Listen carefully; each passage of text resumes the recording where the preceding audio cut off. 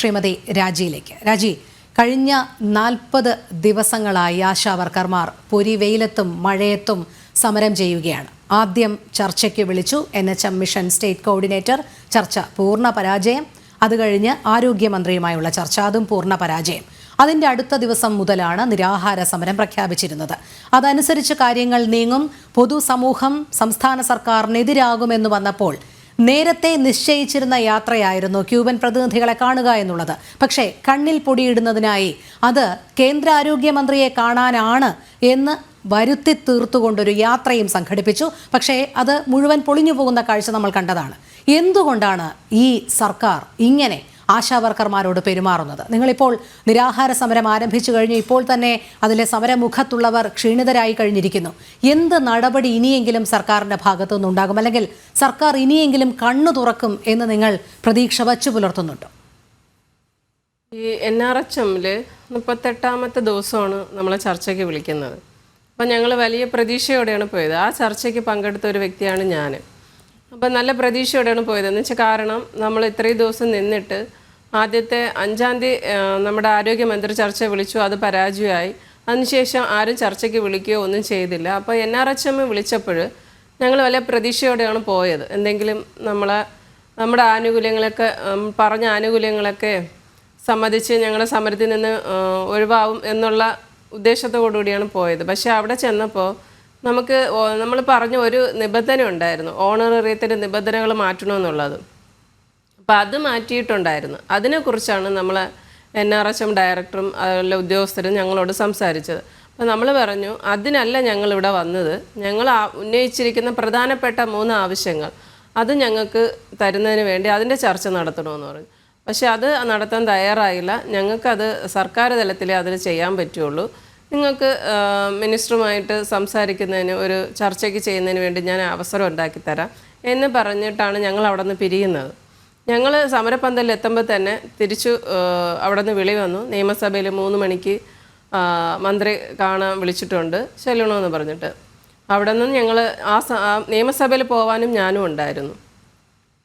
അവിടെ ചെന്നപ്പോഴും രാവിലെ നമ്മൾ 12:30-ക്ക് NRHM ഓഫീസിൽ നടന്ന അതേ ചർച്ച തന്നെയാണ് അവിടെ നടന്നത്. നമ്മുടെ ഈ നിബന്ധനകളെക്കുറിച്ചൊന്നും അവർ അവിടെ സംസാരിച്ചില്ല.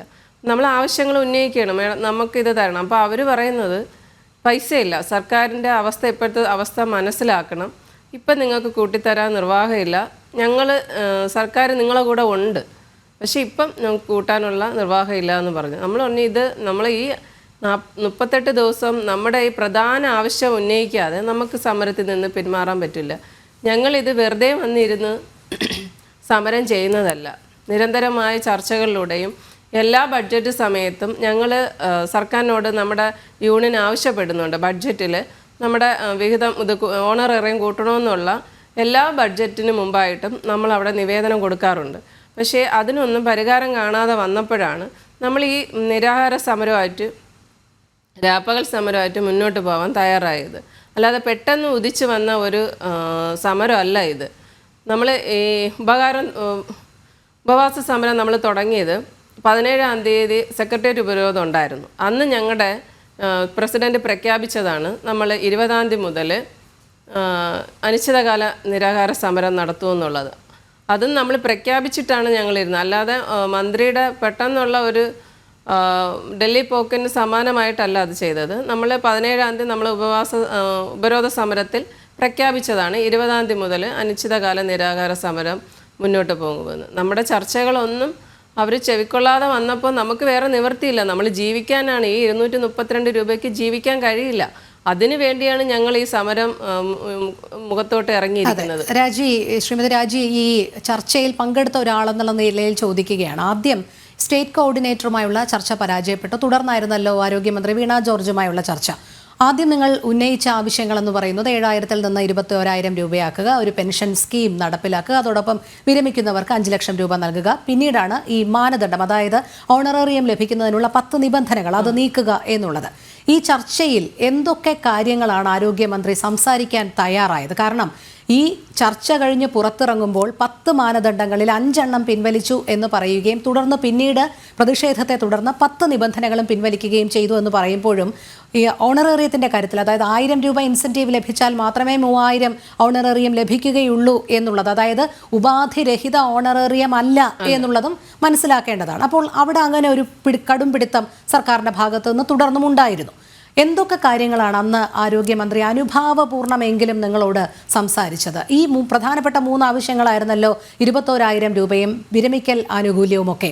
അതിനോട് അല്പമെങ്കിലും അനുഭാവപൂർവ്വം സംസാരിക്കുന്ന ഒരു സമീപനം ഉണ്ടായോ? ഇല്ല. ഈ 3 കാര്യങ്ങളെക്കുറിച്ച് നമ്മളടുത്ത് ഒരു ചർച്ചയ്ക്കും തയ്യാറായിട്ടില്ല.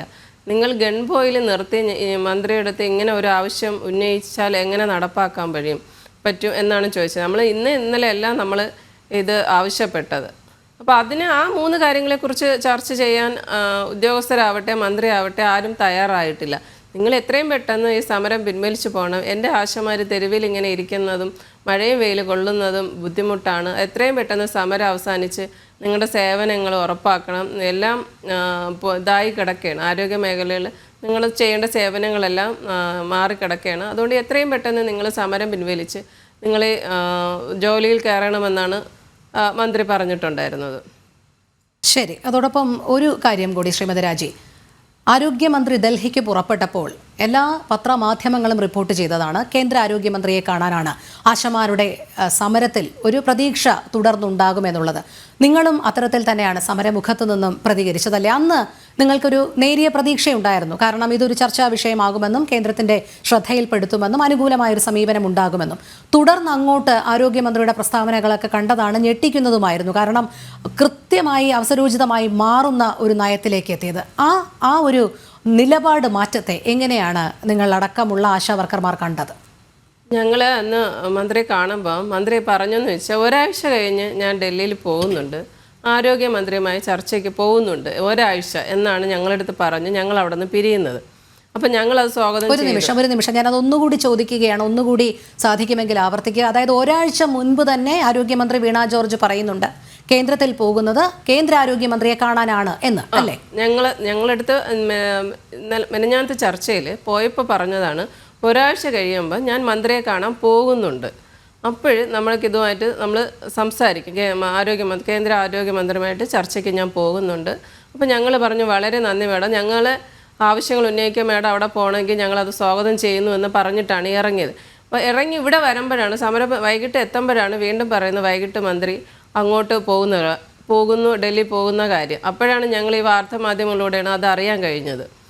അപ്പോൾ അങ്ങനെ നമ്മളടുത്ത് ഒരാഴ്ച കഴിഞ്ഞ് പോകും, നിങ്ങളുടെ വിഷയങ്ങൾ സംസാരിക്കുക എന്ന് പറഞ്ഞിട്ട് പിറ്റേന്ന് പോയ കാര്യം അത് നമ്മളടുത്ത് പറഞ്ഞിട്ടില്ല.